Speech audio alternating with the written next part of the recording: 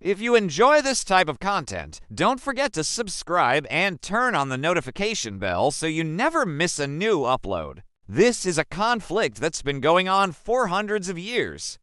But in 2025, it seems like it could finally come to an end. And when I say this conflict, I mean the war between Iran and Israel. Now, if you don't follow world news very closely, this might sound a little confusing. Who is Iran? Who is Israel? What are they fighting over? Well, let's break it down right now. First things first, where exactly is Iran?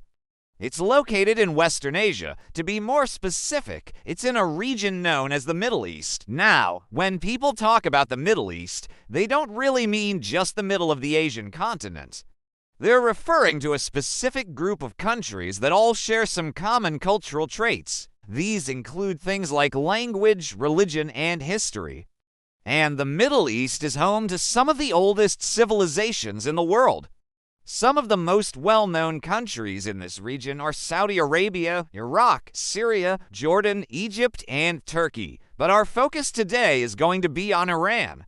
Okay, so we know where it is. What about Israel? Well, it's actually pretty close by. Here's Iran again, and here is Israel. See those two little dots next to each other?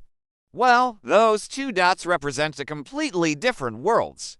Iran is a country of about 85 million people, while Israel has only got about 15 million. Also, Iran is a republic, while Israel is a democracy.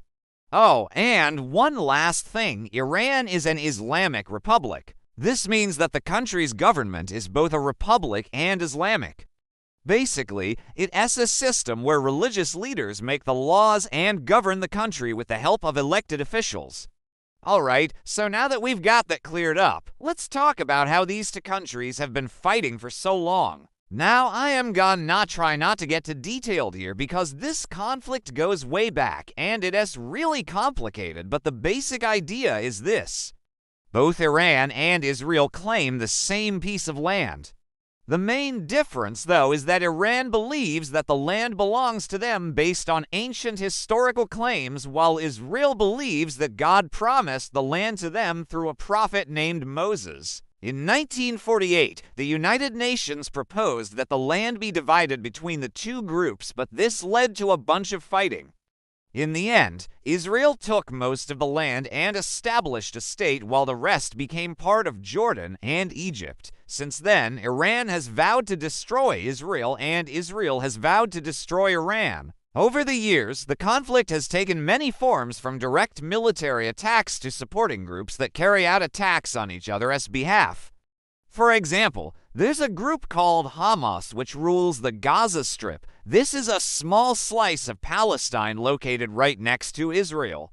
For decades, Hamas has carried out attacks against Israel, and Israel has responded with military force. So what does all this have to do with us today? Well, in recent months, the fighting has escalated once again.